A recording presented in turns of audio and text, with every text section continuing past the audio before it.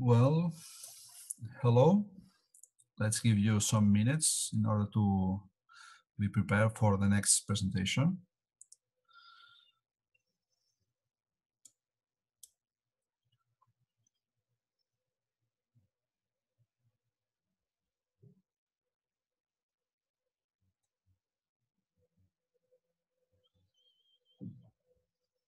Well, I think that we can start now. Yeah. Well, hello everyone. I'm Ismael Fernandez. I'm a technician here in CESUC, a support technician here in CESUC, and I will try to explain you what is a Slurm and why do we use Slurm. Okay. So let's start. I have split this talk in four parts. Okay, one is explaining what is a Slurm, and the other, and later on the use of a Slurm as a resource manager and a job scheduler, and finally some basic interaction with the Slurm and the system itself. Okay, so let's start with what is a Slurm. Well, a Slurm is only a system to allocate shared compute resources for users of in a large compute system, okay, in a cluster. Okay. Why it's so important is because normally, generally, there are more compute work to be done than resources available at any given moment. Okay, and this is very important. In this aspect we will see them. We will see it later on. But before starting, let me give you a little curiosity about Slurm. That is the name of a Slurm. Slurm is an historical name because it means simple Linux utility for resource management. This is historical because Slurm is not only a cluster manager anymore. It's also a job scheduler. Okay, and for this reason, this definition of this name is not. It's only a historical. It's an historical property of this name. Of course, there are several solutions to this problem. There are many ones. Some of them only are resource managers, and some of them only are schedulers. However, Slurm have both of them, are resource manager and also a scheduler. And other important things that are Slurm that make it very attractive is that it's open source, which means that you can tune your installation of Slurm depending on your requirements, and it's highly scalable. So you can use Slurm in your small cluster or you're in a large cluster. If you have worked in the Barcelona Supercomputing Center, they use Slurm. Okay, and if you work with a local cluster for your of your group, maybe you are also working with Slurm.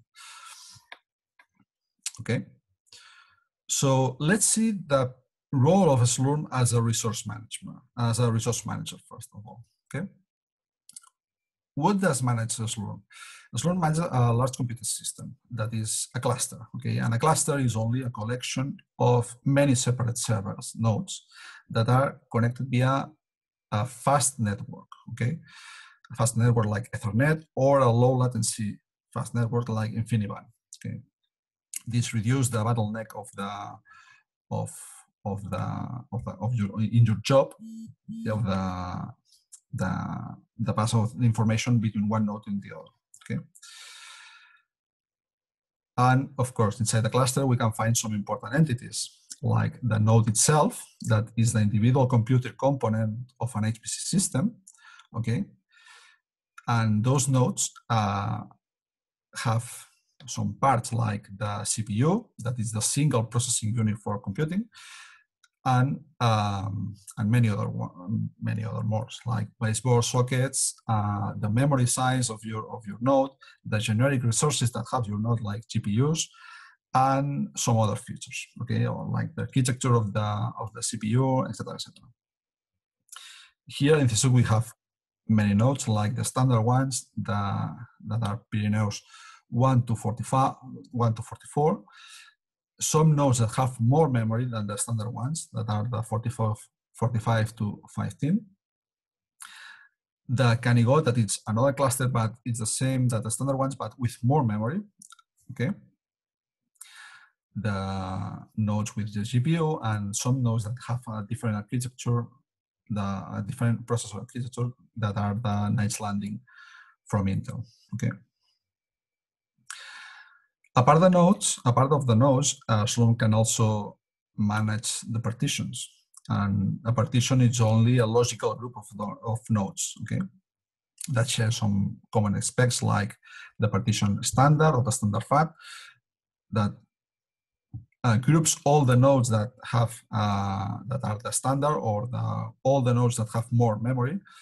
The partition GPU that groups all the nodes that have GPU, but also we can make partitions that fit some requirements, like the partition COVID-19 that we put in production last year in order to give some partition for the investigators that are doing some research in the COVID-19 disease. Okay.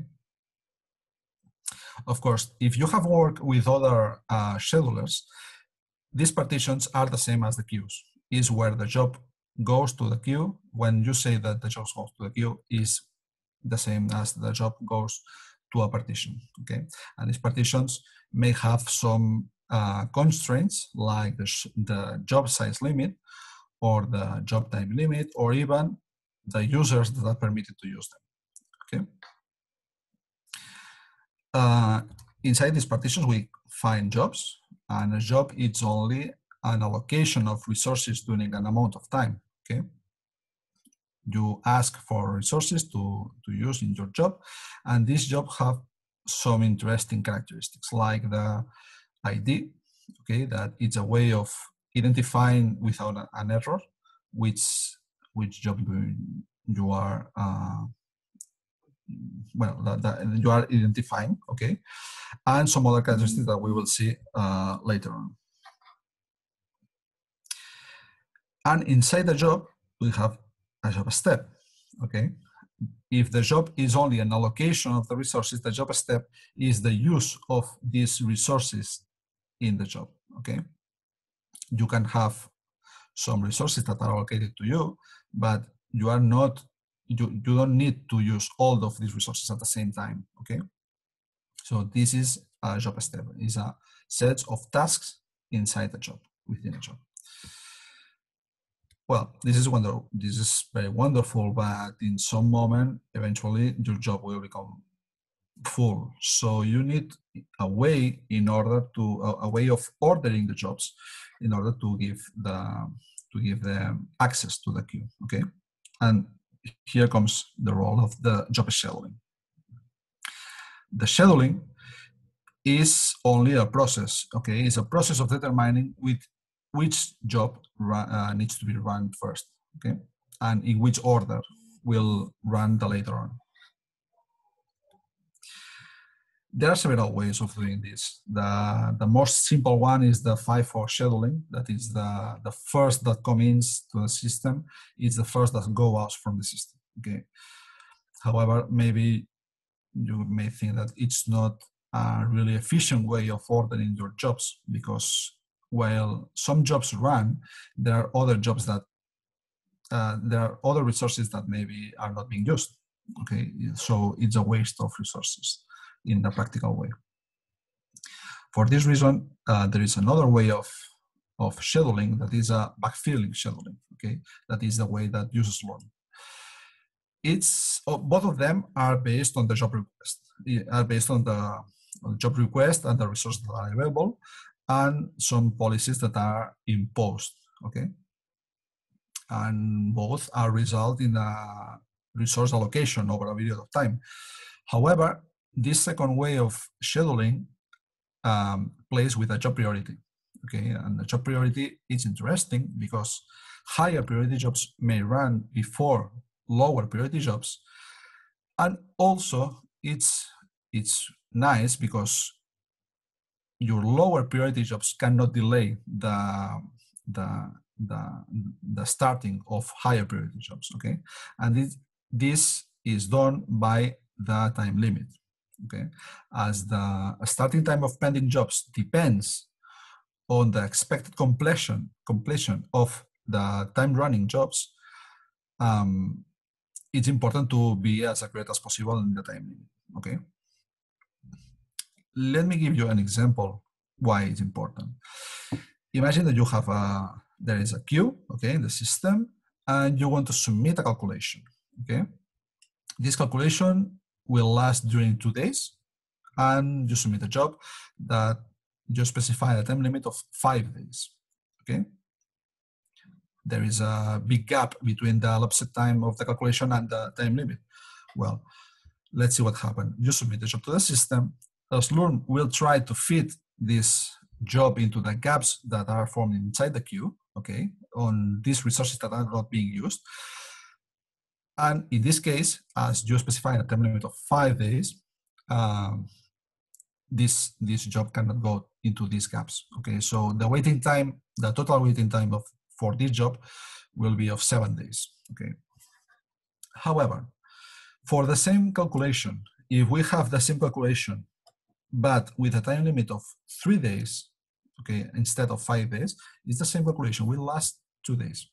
We submit the job to the system, and this Slurm will try to fit this job in the resources that are not being used, and in this case, the job will start much sooner.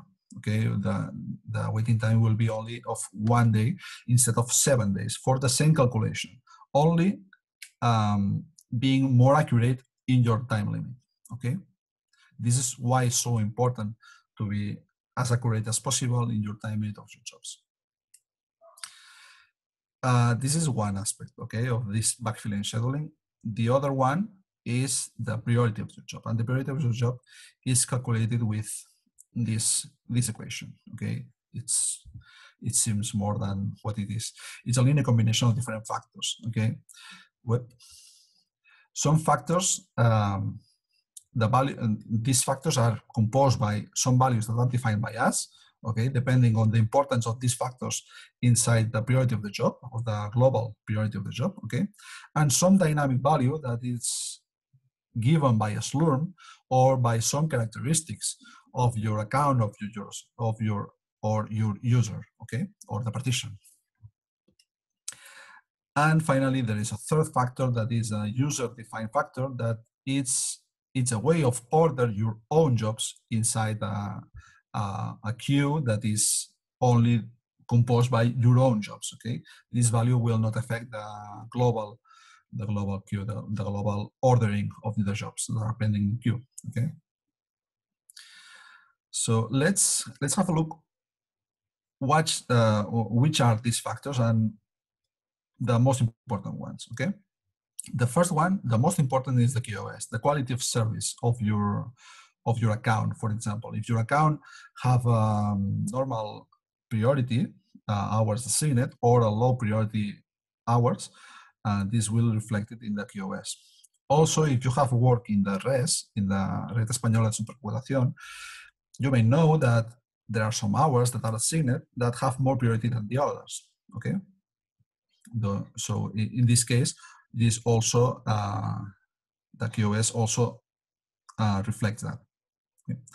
The second one is the fair share. The fair share is only depends on the consumption of your group or your user in front of other users, okay, of other groups, okay.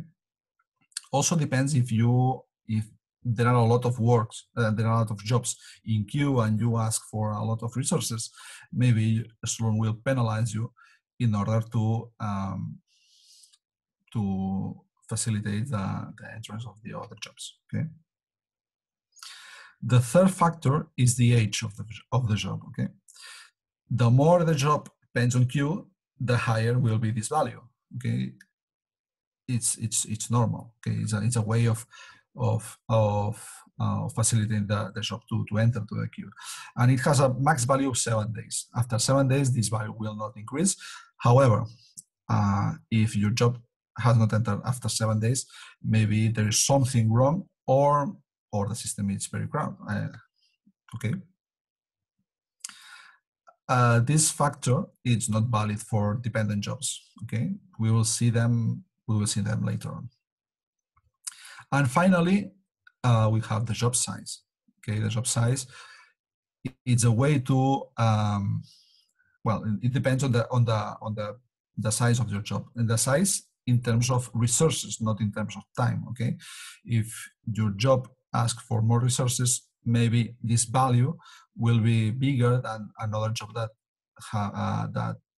ask for less resources. And why is that? Because smaller jobs tends to take profit more efficiently than bigger jobs of the this backfill scheduling. Okay, smaller jobs may enter into those resources that are not being used in the queue, and big jobs are more difficult to put on those resources. So it's a way of equilibrate this backfilling scheduling. Okay.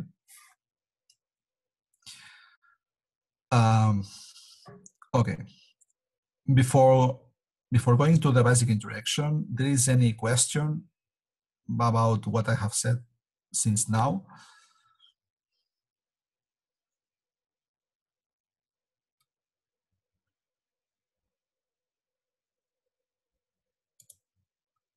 No, I don't see the chat. So, okay. So let's move on to the last part. This is the basic interaction. Okay. With the system. Okay. Let's start with general information that I'm not going to dive into much detail on it, because some of them Adrian has explained that, and some of them you will see later on in the hands-on. So and also this information you have in the website. Okay, and if you scan this QR code with your mobile phone, you can download the cheat sheet where all this information is available. Okay, just remember that you have two types of storage. Okay, one that is permanent, that is your home, that is accessible with a home variable, and the other ones that is temporal, that is in Scratch and the temporal in the temporal directory of your of the node, that are accessible through the shared Scratch and the local Scratch variables. Okay. Well, some basic Linux commands. Also, all this information you have it in the website. So maybe the only one that is worth mention is the search history, that it's Control-R, that it's for looking for a command that you have previously run. It's quite useful. Okay. But the other ones are quite basic, and again, you have all this information on internet. Let's start with the jobs itself. What kind of jobs we can submit to the system and how we can submit them. Okay. A batch job is a job that you submit to the system and it runs without supervision. Okay, and it's submitted through a JavaScript. Okay, well, or job submit file. Okay, this job, you submit this job, the job is executed, and you obtain the results of this job. Is as simple as this.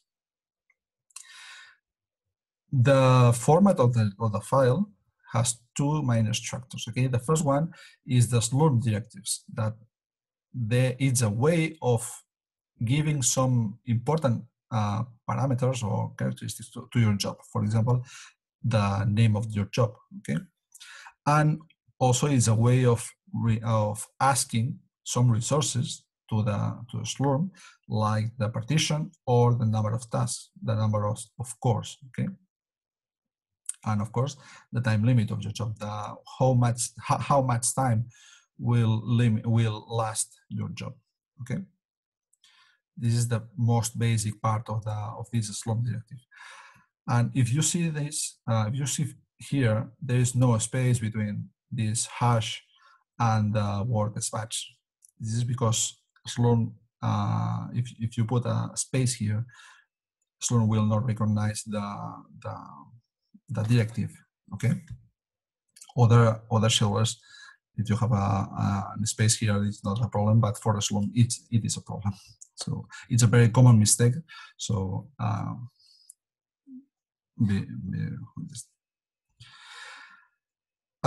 of course, there are some defaults depending on the partition that you use. Okay, for example, the core for the standard partition, if you don't ask for the number of cores of the memory that you will need for your job, the system will assign you 1 core and more or less 4 GB per core. Okay, for the standard FAT is the same, but with more memory. For the shared memory, it's the same, but with far more memory.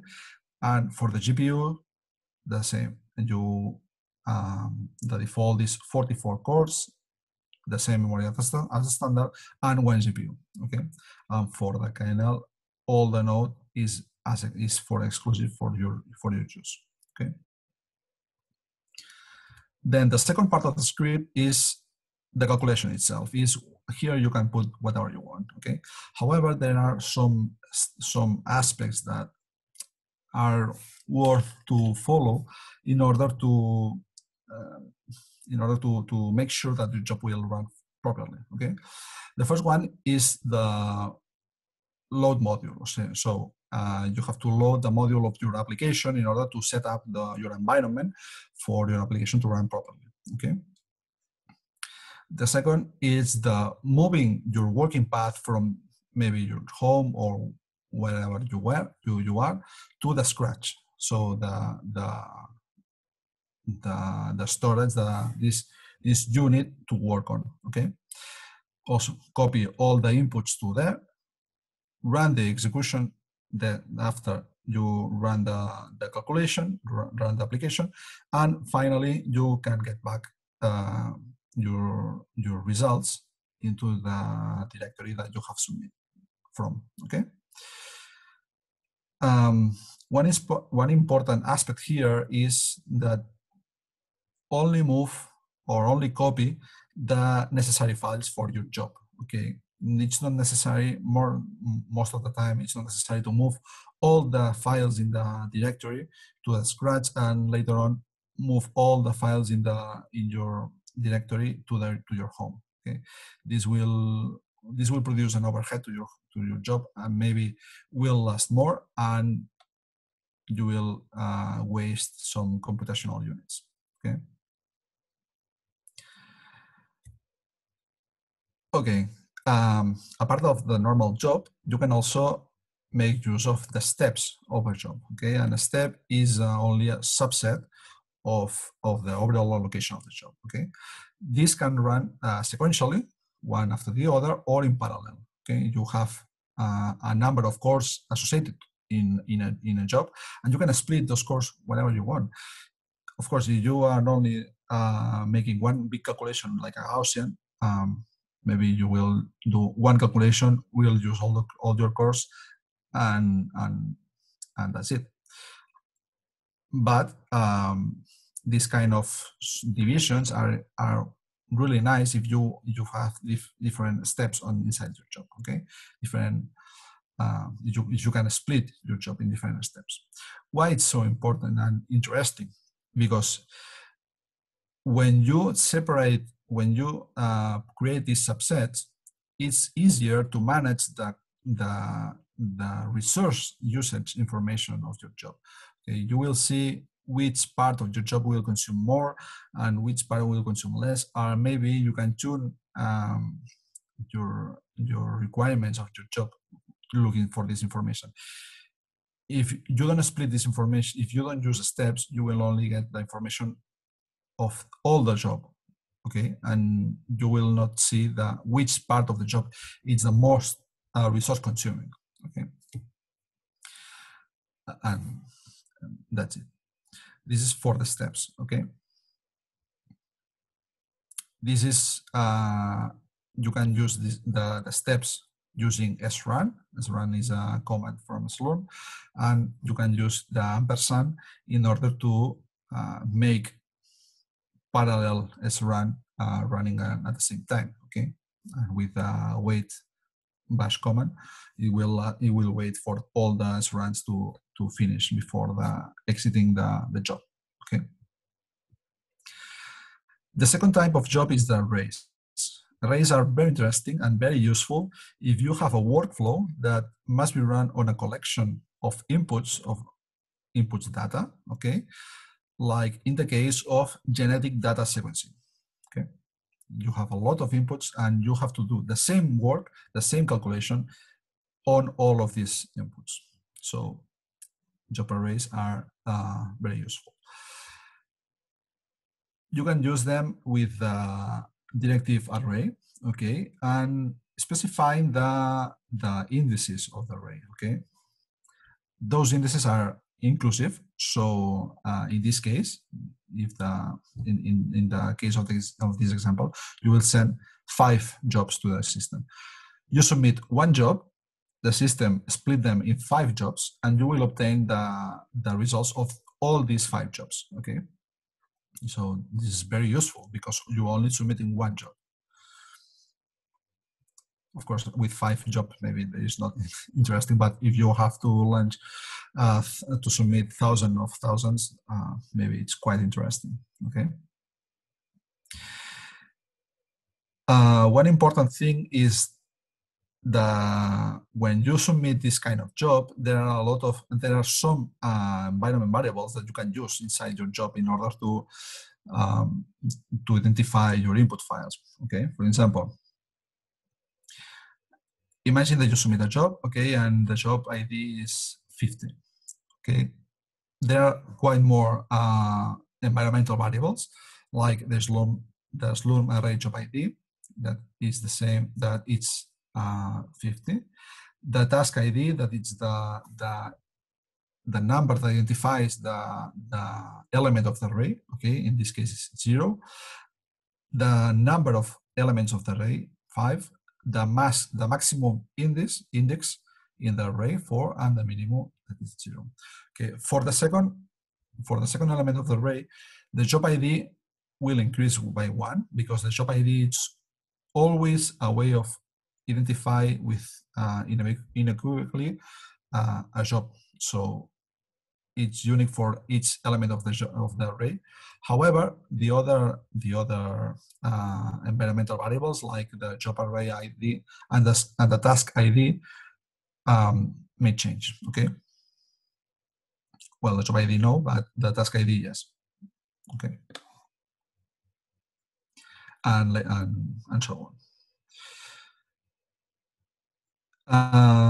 Then the next type of job is the dependent job. Okay, this kind of job is useful for pipelines. Okay, imagine that you have to pre-processing some data with some jobs, and later on with the output of those jobs, you have to do an analysis and then a verification. Okay, you can do it in one big job maybe, but it could be quite a mess, okay, depending on your pipeline.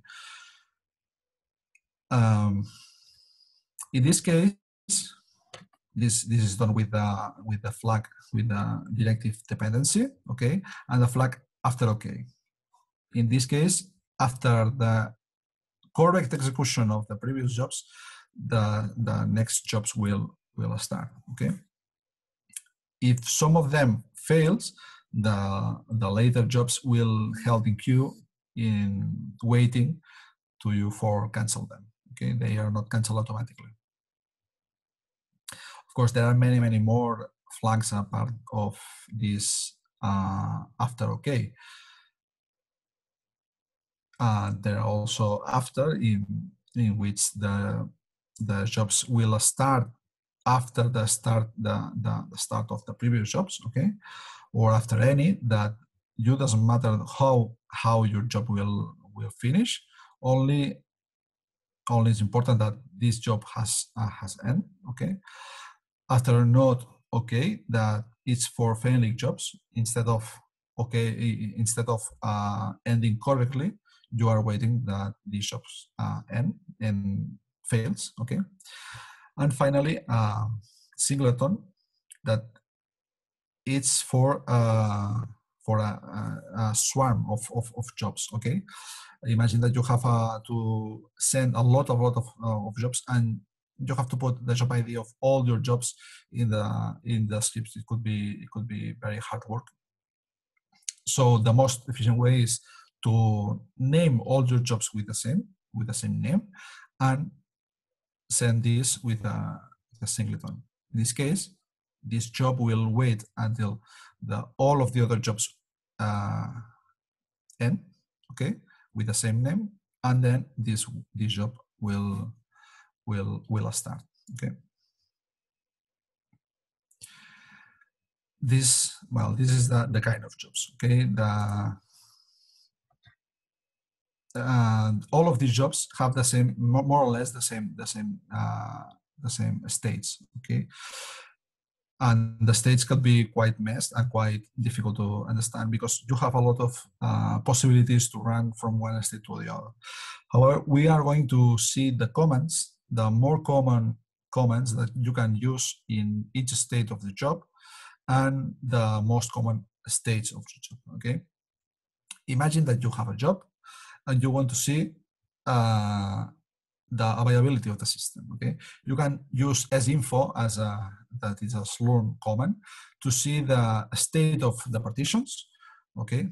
That if they are available or not, the nodes on each partition and on each state, okay? Maybe the node may be in mixed state, which means that not all the cores are being used, or allocated state, that means that all the node is being used, all the cores are allocated, okay? For example, the node could also be in idle, and this symbol.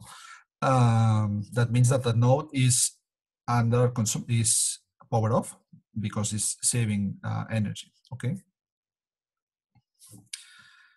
And that's it. Of course, if you only want to see if there are some slots in the system that are available, you can use the command system status, okay? It will show you the occupation of each of the partitions and the total slots of this partition, the located and the QE slots, okay, in the partition. It's a really useful command to use. Then the next part is to submit the job, okay? For submitting the job, you need to use sbatch, okay? Sbatch and the name of your file, and the system will give you a unique ID, okay? Then you can use SQ in order to see the state of your job, okay? In this case, we have already submitted, but it's pending, okay? The state is pending, and we can see the reason why it's pending. In this case, the reason is resources. That means that your job is waiting for some resources to be available, but your job is the first in the queue, okay? So as soon as the resources are available, your job will enter. Of course, there are many more reasons like priority. The most common ones, and maybe the reason that you will see most are the priority one, that is that your job is waiting for other jobs that have more priority, okay? And the dependency, that is a job that is waiting for some dependency to fulfill in order to start the execution, okay? Then in some moment, your job will enter to the system and will start running, okay? With SQ and the number of your job, we can see the information only for this job, and we see that the state changed from pending to running, and the reason changed from the reason that why is pending to the name of the node where your job is running, okay? In this state, in running, you can use stat and the name of your job for see some important information of your job. Okay, this comment have a lot of fields that maybe are not useful for you, so it's quite a good idea to use this format flag in order to filter what the fields that you are interested on. For example, if you want to see the time spent for each of the steps of your job, or the maximum memory consumption of the step, or even the process IDs that are bound to this to the job step. Okay. Again, there are a lot of many more fields, so it's better to check the documentation and see if a way of asking for a field that you are interested on. Okay. Then finally, your job will do whatever what the job has to do, and in some moment the job will pass to the completing state. That it means that your calculation is done, and there are some administrative comments that has to be done, and one of them are the moving of your files, your output files, from the local Scratch, so the unit that are local to the node, to the shared Scratch, that are the unit that is globally, okay, accessible. And this is done in the completing state. Okay. And finally, after this completing state, it may last more or less depending on the names or the amount of files that you have. Okay. After that, your job will go to a completed state. Okay, and you can check it with the command account as ACCT. That will give you all the information about each of the steps and the state of each step. Okay. Of course, not only the job can not only the state of the job can be finished in more than one state. Not only completed. Okay, you can finish with a state of timeout. That means that you have to enlarge your time limit. Okay, the out of memory, that means that your job needs more memory than you have requested, so you need to ask for more resources. A fail state, that means that maybe your job, inside your job, maybe there is something that is wrong, syntactic error or something like that. And another file that it's when a node, the node where the job was running has failed for some reason, okay, for some hardware reason or something like that. In this case, these kind of jobs are refunded to you, okay? They are not charged. They don't waste computational units, okay? Of course, your job, you can cancel a job whenever you want. If it's before the completing state, you can cancel it with the scancel command, and the state of the job will become cancelled. Okay. Just for finish, let me remember you some best practices. Choose the most suitable for partition, depending on the resources that you need for your job and the time limit, of course. Use the Scratch as working directory, because home is much more slower than Scratch, and your job will be penalized if you use home as a working directory. Move only the necessary files from your home to the Scratch or inside your job, okay? And keep your important files at home, because home is the permanent unit and the Scratch is the temporal unit, okay? And that's it. There is any question? We have some time.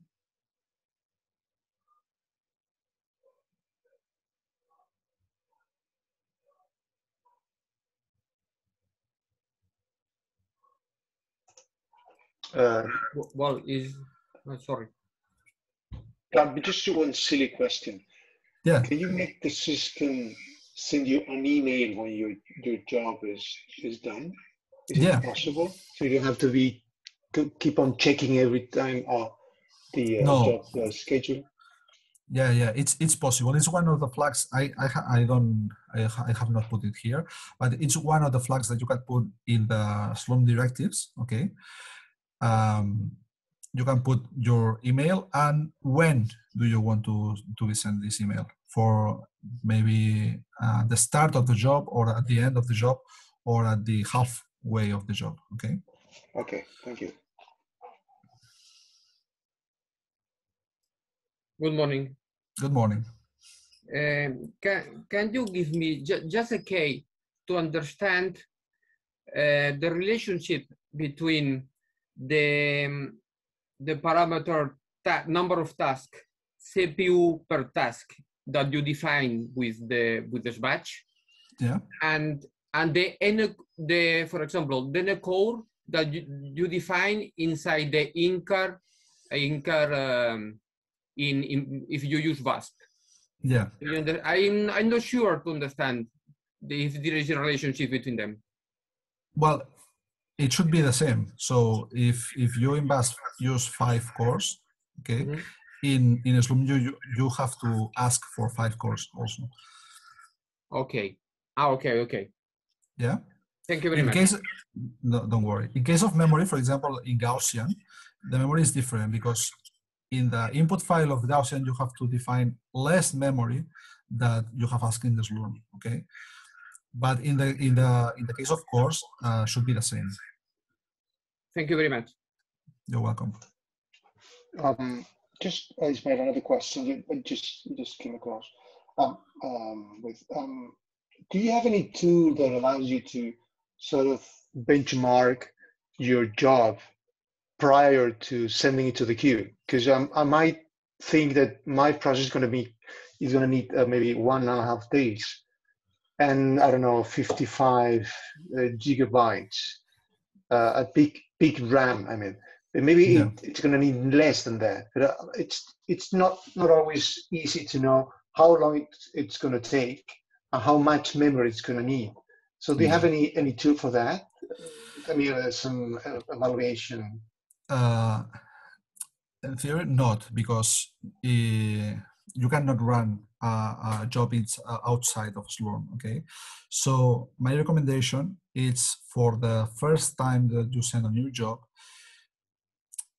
be generous with the resources that you're asking. Okay, put more time limit than the need, and then after the finish of the first job, you can shorten.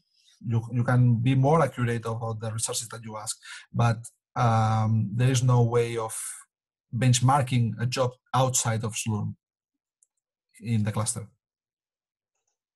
Okay, so let me add something to what Ismail says. I think it's a good idea to be generous with the resources that you ask for the first time that you send a job, because there are specific commands that you can use to check the resources that your job have used once the job is done. So if you want to execute a lot of similar jobs, you can send the first one, and then you can see how much memory it requires, how much time it requires, and so on. Yeah. Okay. Yeah. No, I thought maybe you have a kind of a magic tool that let you know in advance how much memory or CPU resources you're gonna need at any time. But no, there's no magic at all. I see. It depends on the application. Maybe the application itself that you run have some kind of utility that will predict that, but Slurm is not going to predict that. Okay. Thank you.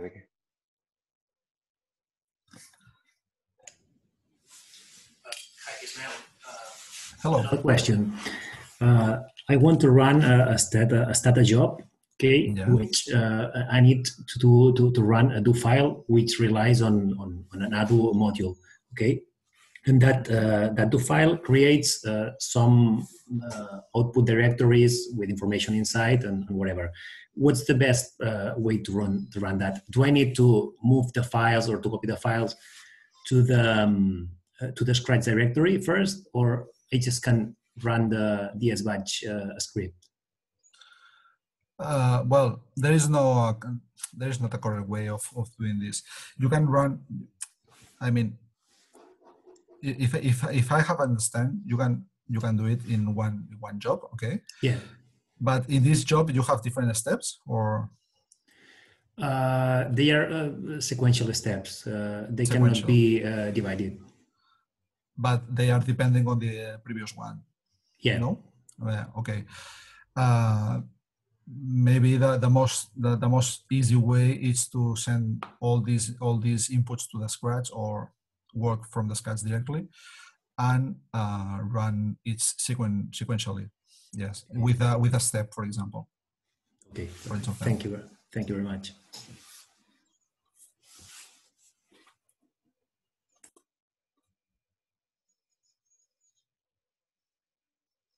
Any other question?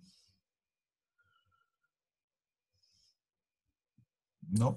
Well, if it's not, just an advice: enjoy your Slurm because it's highly addictive.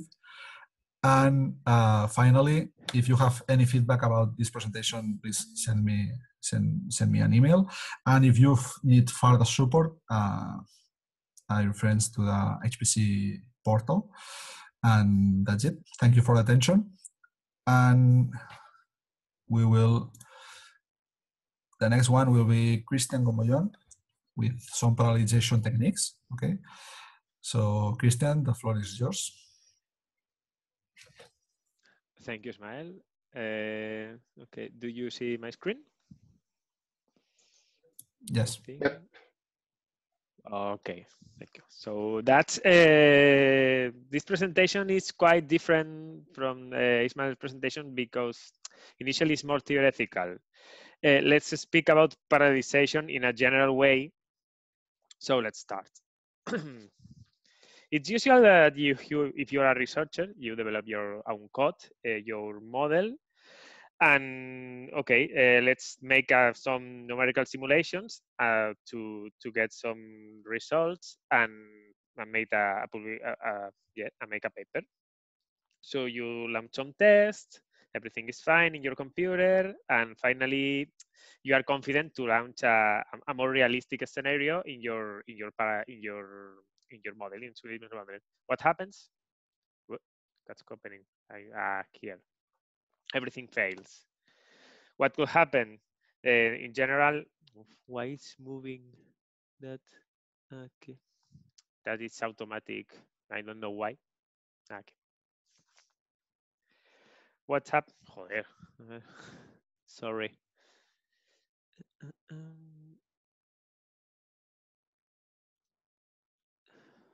I don't know why it's moving automatically.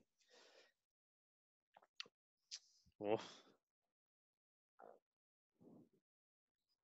It's Office Online. Why it's moving automatic?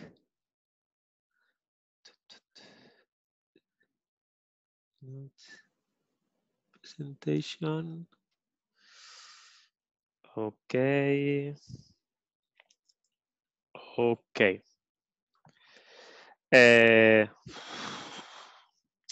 Okay. The problem could be come from two sources. Maybe you don't have enough time in a human time to not afford the problem.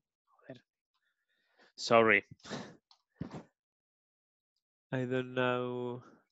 Maybe some Ismael or someone, please tell me why this is moving by themselves. Maybe you have an animation activated in these slides because you have the symbol. Ah, yeah. Hostia, sí. How I cannot. Why not? Well, okay, I continue and I try to stop it time.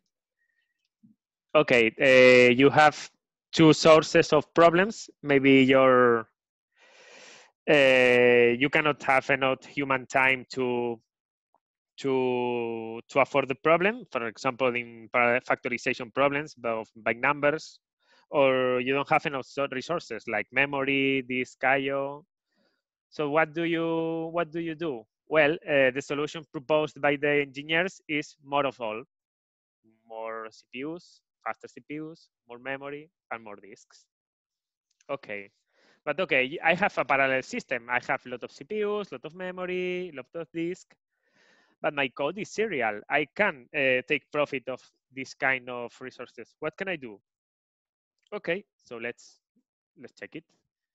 First of all, you have your code. It's divided in some sections.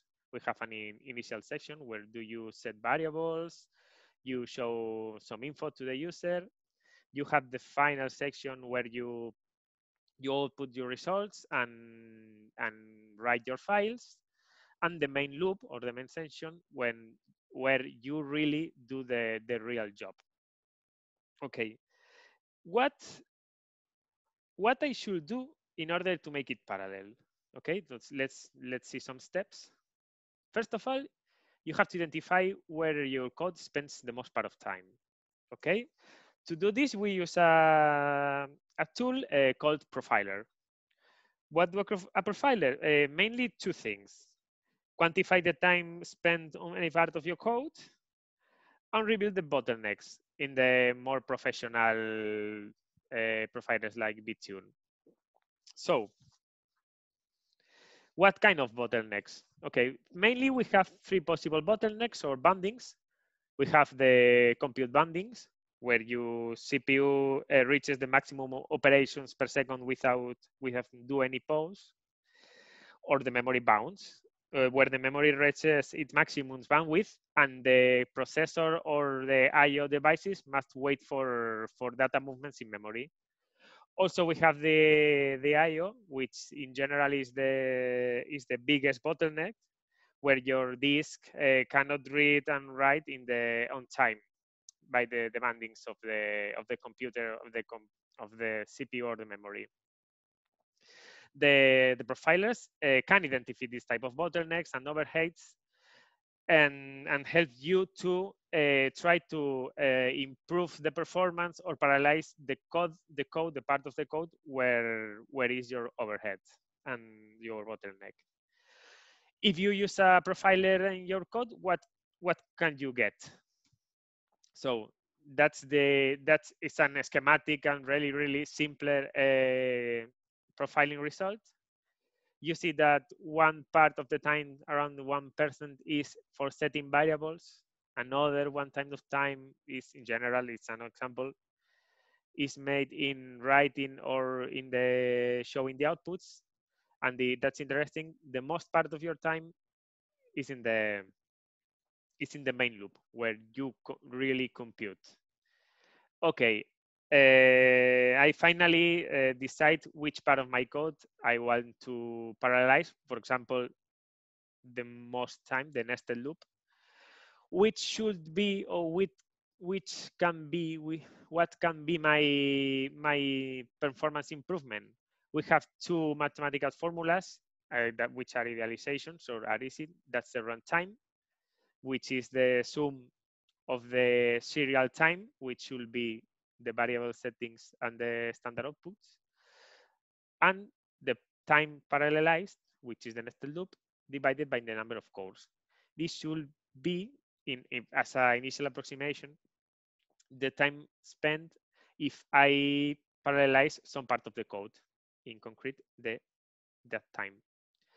Which should be my scalability, which is the improvement in my speed up, is the Handel's law, which is the time for one core divided by time in parallel mode with n cores.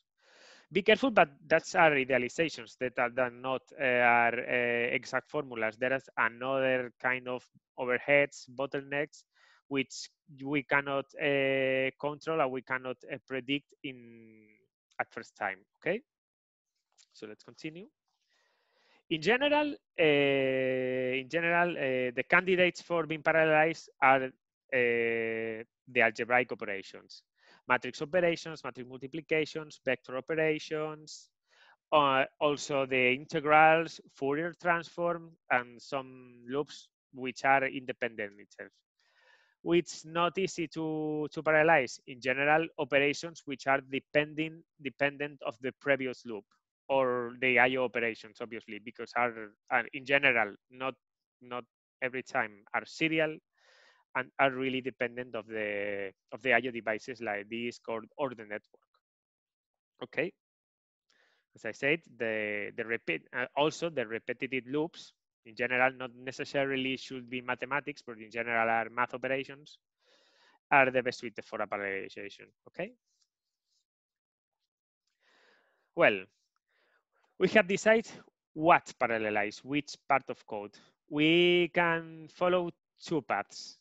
The first and make possibly more difficult is to code, to program, to use a parallel paradigm like OpenMPI or OpenMP, or use an accelerator program, or an easier way, use libraries, accelerated or parallel libraries, which are well tested and optimized. Okay. If you decide to program, you have mainly three options. OpenMPI is a parallel programming paradigm, which is multi-node, is really flexible, is distributed memory that it's important, and you have to recode slightly.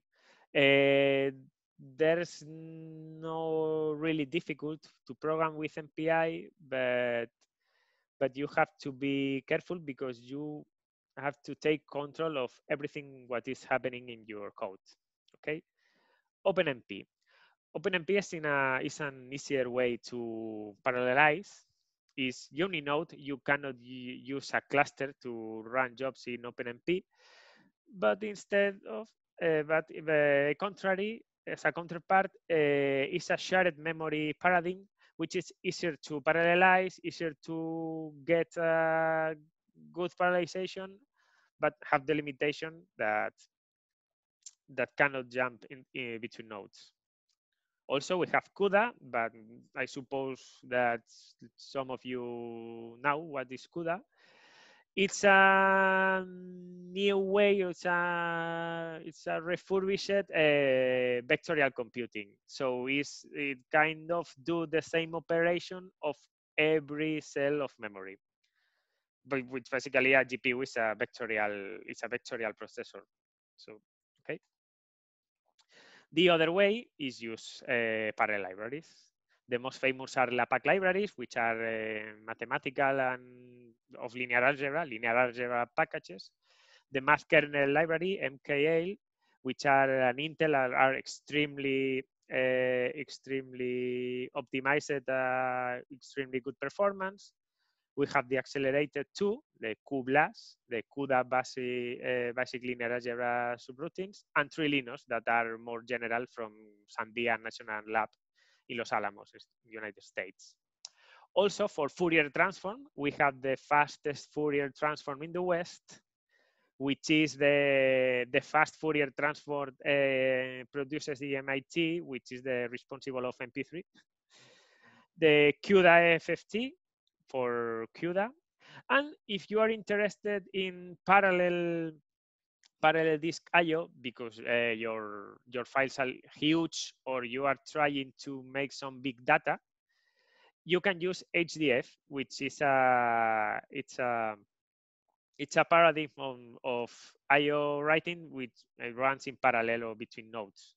If you are interested in avoid the disk I/O bottlenecks. Okay. So in summary, what you have to do if you want to parallelize: identify the section where your code spends more time using the profiler, which gives you the bottlenecks or some advices to where do you put some more effort than other ways to get better performance. You have to determine where is your bound. If it's a problem in the CPU, get more CPUs. or faster CPUs. Is if it's a problem in memory, get more compute nodes to get more bandwidth, or if it's a problem in your I/O, so you can take a SSD disks, or also a good parallel disk that exists like BGFS here in CESUC. And then the more crucial is decide if you're going to develop code in any parallel paradigm or use libraries. I personally prefer, if you are a beginner, use libraries, because you only need to change 1 or 2 lines, and that libraries are well tested, optimized, and are parallel. If you can use MKL, the Mascarenas libraries, and all internally parallelized, and you don't do anything like, say, OpenMP tasks 12, and MKL do it the job for you. You don't need to write any line of parallel code. Okay. So after that, I give you some programming advices if you are interested in code your own code, and some solutions. First of all, the memory. It's really important. Be careful with memory, because if you are programming in OpenMP, there's no problem, because all threads, all tasks are able to see the whole memory. So you only have to define one time your variables and allocate the memory, and everything will go fine if there is no strange problem. In the other side, in the other hand, we have MPI, which you have to be careful, because you have to share the job between all the tasks, because there is in OpenMP you have only one task with different threads, which everyone shares the same memory, so everyone see the same memory. But in MPI, each process each task has its own memory and its own cores. So if you have to share data or put something in common, you have to do it specifically by commands, by MPI sentences. Okay, so be careful, because OpenMP is more flexible but more difficult to produce an efficient code. Okay, also, a part of the programming paradigms, we have the programming languages. So be careful, because, for example, Fortran and C have different memory alignments. Fortran goes over the matrices in columns, but C does in rows. So be careful, because you are multiplying matrices. You have to do it in the right way. If not, you will get extremely poor performance. How to fix it? In general, what the developers does is transpose one of the matrices. For example, if you are in C, you transpose the second matrix and you go over in rows, and you will fix that problem, because you will get 10 times less less performance than in the right way. So be careful, please. Also, moreover, if you are programming in MPI, be careful, because it's a typical practice in the novice developers, is copy both matrices in each rank, in its tasks. What produces? You waste a lot of memory doing only the multiplication of one row. If people copies both matrices and then only made the multiplication of one row, for example, by the all columns, but the rest of rows are not necessary in this rank. So please save it, and save memory, because you could generate a lot of waste data in your memory, which produces an overhead of communications, which is absolutely necessary. everything that all that I'm saying, it's really Ethereum, or it's not really concrete, but general. That's kind of topics are not really precise. More in OpenMP, the typical way of parallelize is putting pragmas. Pragma OpenMP parallel for. What I'm saying that I asking the compiler is, please parallelize me that loop. There are two loops, so you have to choose which one you want to parallelize. I made this example code which does nothing, only a vectorial operations, and I parallelize the inner loop in one side and the outer loop in one side. In serial, it takes 14 seconds. If I make parallel, the results are absolutely different. The pragma in the outer loop is around 2 seconds in parallel, or 7 times less. But if I put the pragma in the wrong loop, it takes more than 1,700 seconds, and I stop it at half an hour because it was not stopping. So please be careful, where do you parallelize, in which part of the code. That's the importance of to be sure where do you put the pragma in OpenMP, for example. Also, we could have a communication overhead in OpenMPI. What does it mean? That the processes are communicating too much that they're necessary, and you could produce what we say a communication overhead. You spend too much time communicating and not computing. For example, the blue sections are productive computing, but the red sections are useless computing, are waiting, are barriers, are communications. You can be aware of that using what the developers call tracers. The most famous are the Intel Trace Analyzer for MPI communications, the Vampire, which is quite expensive, and the BSC performance tools, which gives you tools to analyze this kind of objects in your code.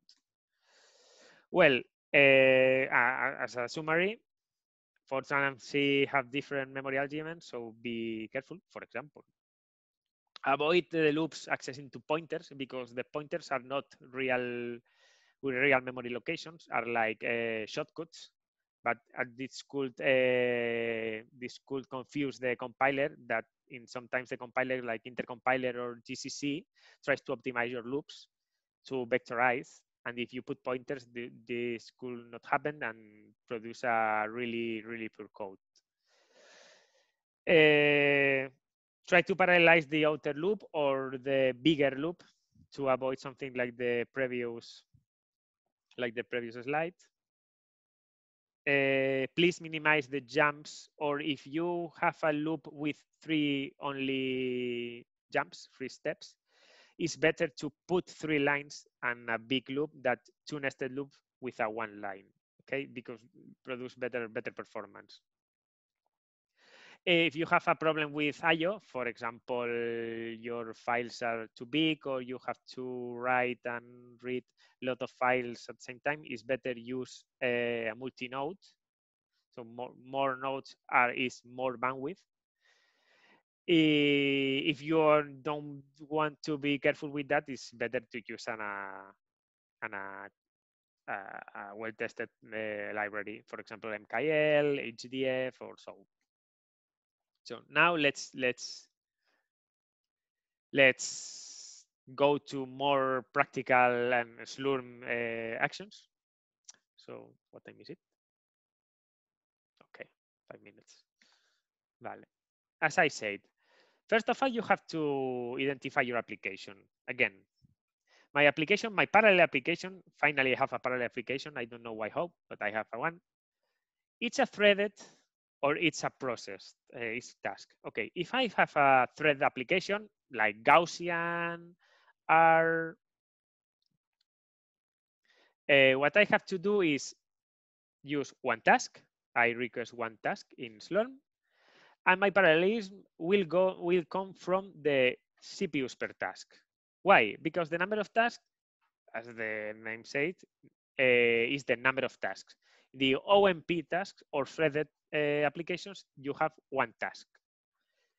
In the opposite side, we have MPI applications, which spawns a lot of processes, which one with its own task. So what you need is number of tasks equal to number of processes, and only you need one CPU per task.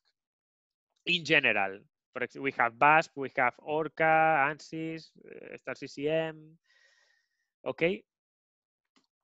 With memory, again, we can distinguish between the MPI applications and the threaded applications because, as I said before, the thread application shares the memory.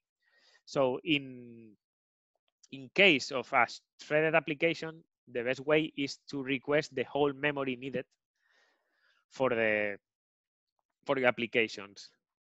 Here I put 3 ways to request resources for the same application, basically changing only the partition. I remind you from the Adrian's presentation, I think, that the standard GPU applications have about 4 gigabytes per core, the standard FAT and KNL about 8, and the memory 24. Okay, so depending on the number of CPUs, we have to choose one of them because the memory, the total memory is fixed. Okay, and in the opposite side, in the MPI applications, the best way is to request memory per CPU, because in general, the MPI applications have a pure memory management and waste a lot of memory. So it's better to, when you increase the number of tasks, increase the memory by each task. So the better is to fix the memory per CPU. Okay.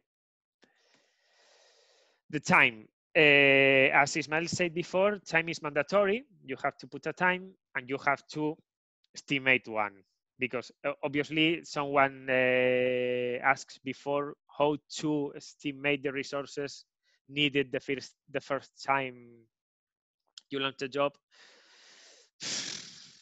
It's really difficult. The best way is checking documentation, but if you are not sure in using the time, with the time you can make an approximation, that is that formula that basically is the time spent in the HPC in the cluster is around the time in your workstation by the fraction of cores, supposing that the speed up is perfectly linear, but it's a good initial approximation. Okay. At this CAIO level, again, we have to differentiate between the threaded and the MPI applications, because the thread applications must go only to one node, because cannot run between nodes. So in general, if you use a threaded or a serial application, you will go to a one node, and in one node there are 2 ways: the shared scratch, if you want to run into the BGF cluster, or the local scratch, that is the own disk in the node. If you are running an MPI application, both possibilities are possible. You can go to only one node if it fits into 48 tasks and be treated same as OpenMP, sorry. Or if you are going into more than one node, the default scratch is the shared scratch, because all nodes can see the files generated by the MPI application. If you are not sure which should use, or you don't want to decide, there is no problem. You use the scratch directive and done. And the artificial intelligence, or SLARM, will decide for you which is the best scratch directory. Okay, so you don't have to worry about the disk. So again, to wrap up and in summary, you have to identify your parallelism is OpenMP, is MPI, estimate the resources in time, in memory, in CPUs. It's not easy, but it's necessary. And the IO requirements. Your application generate a lot of files, only one file, writes and reads a lot. And so some examples. Let's launch a Gaussian. Gaussian is a thread application. So I need only one task, but I need 16 cores, 16 CPUs. I'm going to launch it to the standard partition. And I request 3,000 megabytes or 30 gigabytes. Sorry. So because it's less than 4 gigabytes per core, if I divide 30,000 into 16, there is less than 4. So I launch it into a standard partition.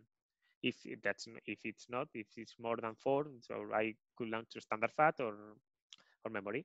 And the time, I put 10 days.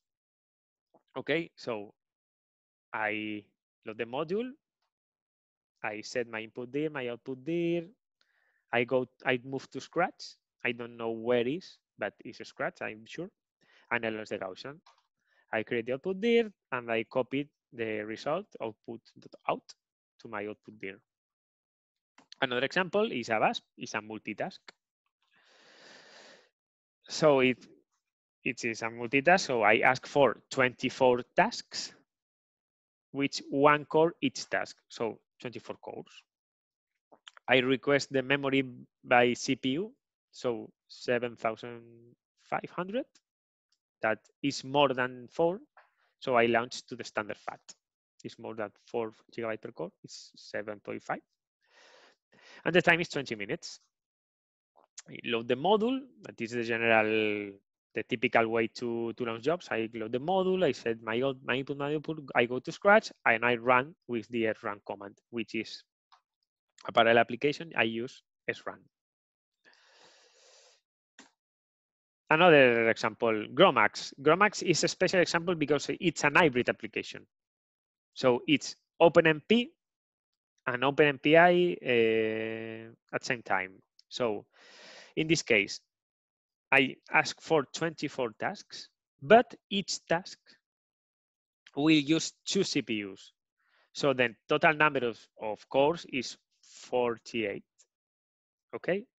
I launch in one node because it's also OpenMP. It can only run in one node. Moreover, it's a GPU. It's a GPU application. So I request the GPU partition, and I request 2 GPUs by node. So I fill the whole node using the whole resources in cores and GPUs. I will need 30 minutes, and I will load the GROMACS module, the MPI version. I move to shared Scratch to be sure that is in the network device, in the network disk, and I run and I launch the application. It's unnecessary to launch. And last example, the ANSYS. ANSYS is an engineering application which is not for free. It's licensed, but it's a easier way. I only partition standard, 16 tasks, 10 days. I load the compiler library and the MPI and the MKL libraries because ANSYS use MKL, and I launch it as with an internal launcher. So there is an example of an internal launcher that you don't use srun. Maybe that's it. I don't know if you have any question. Now that the first part is really theoretical or Ethereum, but the last time is more practical and focused on our cluster. No? Do you have any question? No.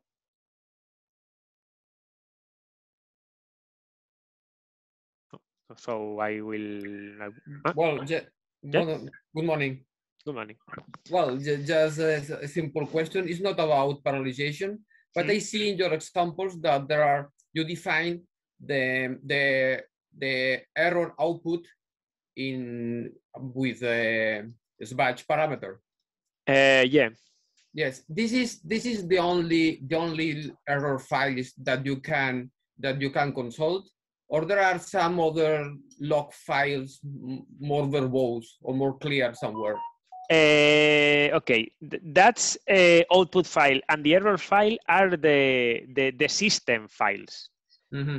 So it's typical that you launch the program and you use the arrow to output.out, and your standard output goes to that file. No. Yes. And the error file, you use the second file to goes to another file. Mm-hmm. Okay, that's O and that's E are that files.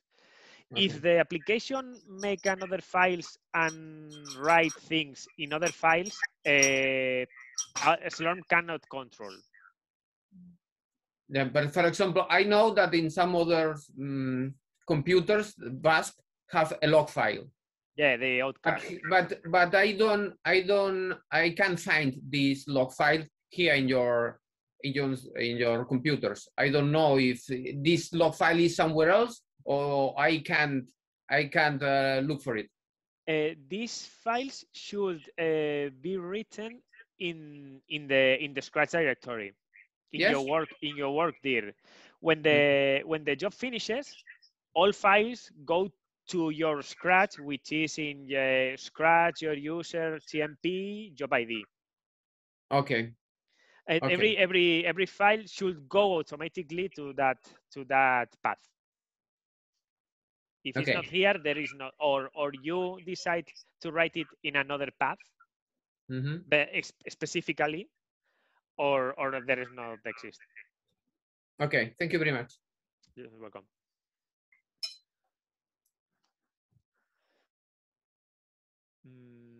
Some more questions, or I will. Okay, so I will pass to Victor, which is going to he's going to speak about Conda. And the floor is yours, Victor. Hello. Let me just share my screen. Can you see the presentation? And can you hear me? Okay. Yep.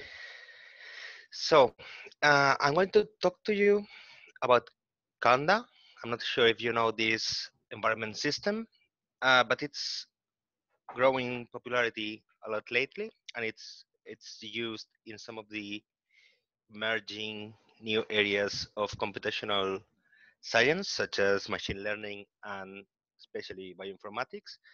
So we have, as you saw in Adrian's presentation, we have a growing number of users of them. So I'm going to introduce you to it in case you don't work with it. And I will also have a note for those of you who are users and are currently using it, because we have implemented an important change in how we deal with Conda. So, sorry. Briefly, I will first comment on the model transition, and then I will go through a standard explanation of what Conda is and how to use it. So if you are currently a Conda user in our machines, you need to pay attention to the first bit, and the rest is you'll probably know it already. And the opposite is true if you are not a current user. For those of you who are currently users of Conda in our machines, we are transitioning to a different model of environments. We're going to be using private environments only, and we are going to keep all the environments shared environments for backwards compatibility, but we will clone and essentially make a private copy of every shared environment for each group, so that you have complete control on your private environments. So we will do this progressively, contacting each of you who are currently Conda users. And if you already use private environments, many of you do, you don't need to do anything. There's no transition needed. Just shared environments will have to change. And just take note that we are now going to use a different Conda installation, which is available with that command. So for the rest of you who might not know Conda, here's a brief introduction. Conda originally was called Anaconda. It still exists, but it is essentially, or it was in origin, essentially a distribution of Python for scientific purposes, which contain a variety of typical scientific packages. That's the web page of the project. You can look it up, and there's plenty of information there. And at some point, that focus on Python was complemented, because the sort of communities, the sort of scientific communities that were developing an interest in Anaconda, which, as I say, are mainly people who do different sorts of bioinformatics and people who work in machine learning. It was extended to include R, because R is the other main language for these tasks. So inside that Anaconda project, which is sort of a distribution of Python and R software, Conda is specifically the package manager that you use to install, update, and do all sorts of things to manage your packages. So what does it do exactly? It installs and updates binary versions. That's important. These are not optimized, compiled in situ versions of the packages that allow for that.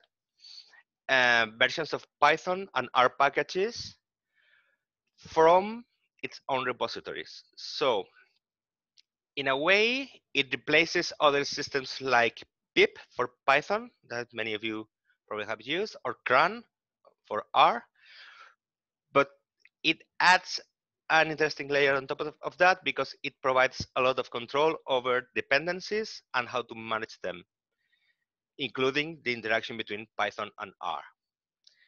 So it isn't the same as a repository of software packages in the way a system repository is. It is not like app or Yum or any other system package manager, because it's very focused on two languages and on the modules that form the ecosystem for these languages. It doesn't provide source code, it only provides binaries, and it is not a replacement for environment modules, which, if you work with us or pretty much in any cluster, you know, is a way to get environment variables working right. You are not configuring your system with Conda. What you're doing is essentially get an installation of R, Python, and many things that depend on them as a separate pack that you load into your system. But it doesn't do the same thing as environment modules, and it certainly isn't perfect. There are problems, as I said, with Conda. What sort of things do we find there? As I say, essentially everything that has to do with Python, everything that has to do with R, and then many different tools to work with them, such as Jupyter, that you probably know is a multi-language notebook system to develop code in a notebook format and to do markdown, that sort of thing. other IDEs like RStudio, so on. Many different libraries for numerical computation, numerical methods, algebra, lots of different things. Many packages tailored to the machine learning community, such as scikit-learn, TensorFlow, and so on. Also many graphical packages and modules, and lots and lots of external libraries and tools that are required for them. So you can have a self-contained installation of all of these, independent of the system libraries. Everything that's available in Conda is organized in channels, which are essentially thematic collection of packages. This is important because the complexity of dependencies in these systems tends to be quite high. So at some point, some decisions have to be made as to what version of each library, of each module to keep.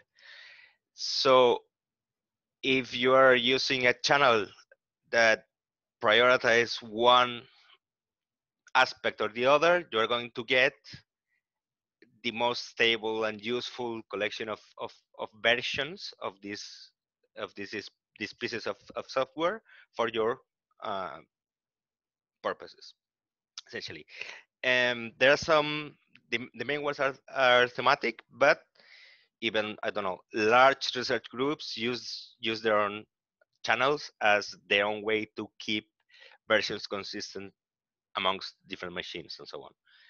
So just some examples. The default channel is a packages main, but there's also a Conda Forge channel, which is sort of an external third-party fully open source collection of packages. So pretty much everything you can find there, as long as someone has just taken the time to compile a binary and put it up in Conda with some configuration files. And then there are channels such as Bioconda, which is specific for bioinformatics, R, and so on. So if I want to use Conda in Tesuk machines, what do I do? It's extremely simple. I only need to run one command, which is to load the environment module for Conda. We used to have two versions. These are now obsolete, just there for backwards compatibility. So use Conda current, which we are going to manage as a minimal installation of Conda, which is, by virtue of being more lean, will be able to be updated in a more in a healthier way. Because the big problem with Conda installations is that because the system is very interdependent, it is difficult to change the version or update in a major way one piece without affecting the rest. So we are keeping a minimal installation, and then as you will see in a minute, you can create your own environments with whatever pieces of software you want there. So once you have loaded the environment module, the only thing you have to do to run Conda is to use the Conda command, and then you can add a second term, which is an action to do many different things with that command. So as I mentioned before, you use Conda by creating different environments, of which you can have as many as you want or as you need. And each environment will be a self-contained installation of Python and or R, and everything else you need on top of that, plus it's every library, tool, and so on that you need to execute them properly, every dependency. So essentially, you can have many environments for your own user because they're like profiles. Essentially, you will get a number of separate installations, each of each of which will have its different list of packages with different versions installed in them. And we're not going to use any shared environment from going forward, but instead you're going to be able to use private environments owned by you or by other people in your group. And so, for example, how does it work? If I want to see a list of the available environments, once I have run module load conda /current, I just run conda env list to get a list of the environments that I can see, I can work with. And then to enter one of those environments, I just use conda activate and the name of the environment, or to undo everything, just conda deactivate. And if I want to see what's installed in one of those environments, I just run conda list. If I have one environment activated, conda list will by default return the contents of the environment I have activated. But I can just specify with -n. I can specify any of the environments I can see from my user. And as you can see here in the image, what I get is a list of essentially every package, every conda package I have installed in this environment, version, the build, and the channel I got it from. When you create your environment, by default, they are created in your Scratch volume. The exact path is shown there. As you can see, it's $scratch, which is /scratch/ your username /conda/envs, and there you have one folder for each of your environments. You can simply create new environments with conda create, and you can even specify a list of packages. You can also add more packages to an environment with conda install, and it's quite flexible in that you can specify, there's sort of an internal hierarchy, so you can specify which packages with which version do you need in your environment, and everything else will be fitted around your explicit versions. So it gives you a high degree of control over your environments. Again, if you don't specify any environment, it will be just installing the currently active one. Remember, if you don't have any environment activated, any of your own environment activated, you won't be able to install anything because you can only write on your own environments. You can also update these packages, and Conda will take care of updating everything at the same time, so you don't get any broken dependency or anything. And you can remove packages from them. You're able to share your private environments with others in your group, because by default in our machines, all users from one group can see each other's files, but they cannot write on each other's folders. So you will be able to use someone else's environment as long as they are in your group, but you won't be able to install more packages into their environments and so on. And to set this up, to be able to do this, you just need one simple line in a configuration file. So just let us know, and we will be more than happy to help you set it up. And then once you have configured your environment, you have everything up to speed, running Python or R through Conda is as simple as this. This is a generic script, and as you can see, all you have to do is load the environment module for Conda, activate your environment, and then, for instance, the Python or the R script executables you're going to find in your path are going to be the ones in your Conda installation. So you have to, it's 2 lines of configuration, simple as that. Not everything is in Conda though.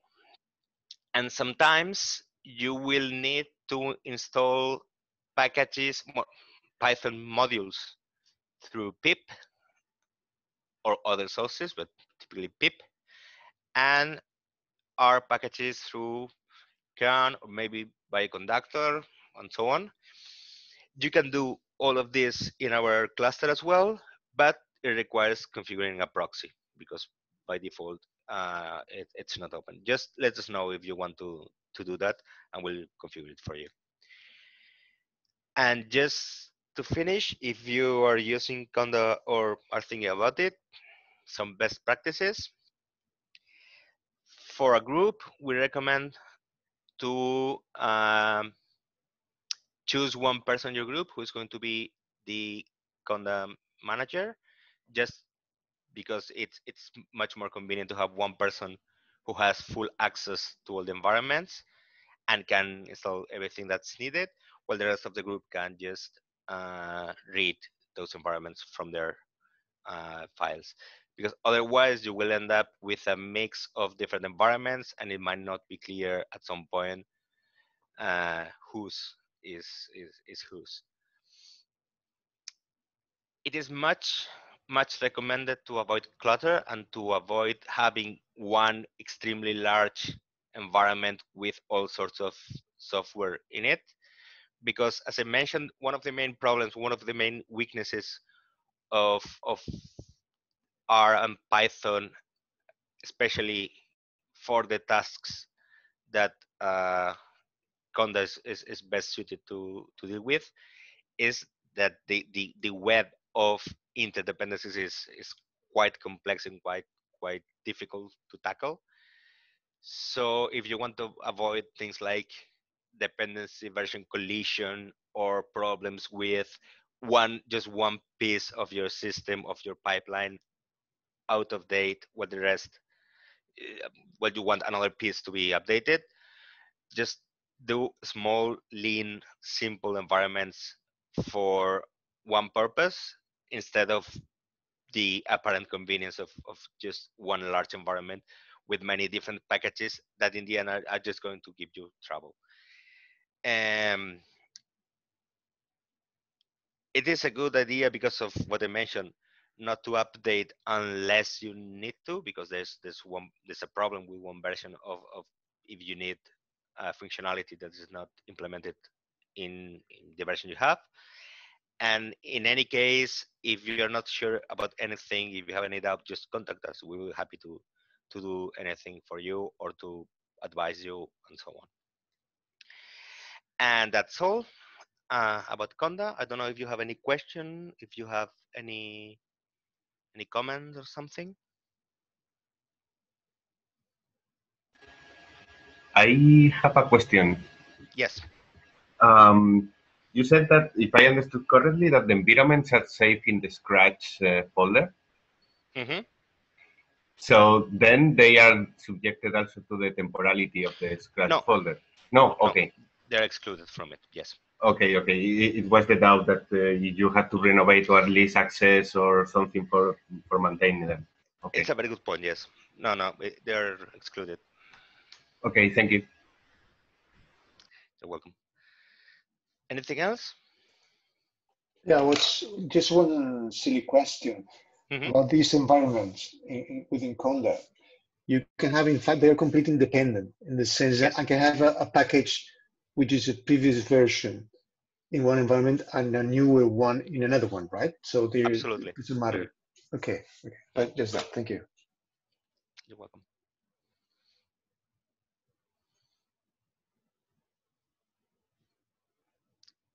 Anything else?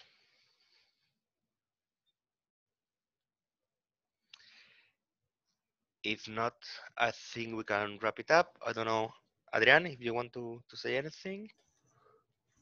No, if there are no more questions, we can stop now, and we will be back for the hands-on session at 3 o'clock, I think. 3 o'clock. So Okay. thank you all for being here, and we wait for you in the hands-on session for anyone who is interested. I have gave you all the users and passwords that you need. If you have any problem with logging to the system, let us know and we will try to fix it. Okay, thank you. Question about the hands-on. Yeah. In the docs that you put in the chat that are from previous workshops, Yes. I didn't see any one of about R. I see about Python, but not R. Is going to be one of today about R, or? There are a couple of exercises in the Conda hands-on, Okay. and I will solve them, but they don't get into much detail. I mean, they're more focused on Conda than they're on R. They might interest you. I mean, essentially, they are about generating environments to run specific R scripts. Okay. Okay. Now it's because I'm interested in R especially, and how to, because if I can send the batch works directly from my work computer to the using R directly, that I think that is a possibility with Slurm, but it was to see if you have some documentation or we can work together to. I think we would need to look into that, but we can definitely set it up. We can look into it. Yeah. Okay, we will talk. Okay, thank you very much. Thank you. So if there are no more questions, we will see you this afternoon. Okay. Thank you. Thank you all. Thank you. Bye.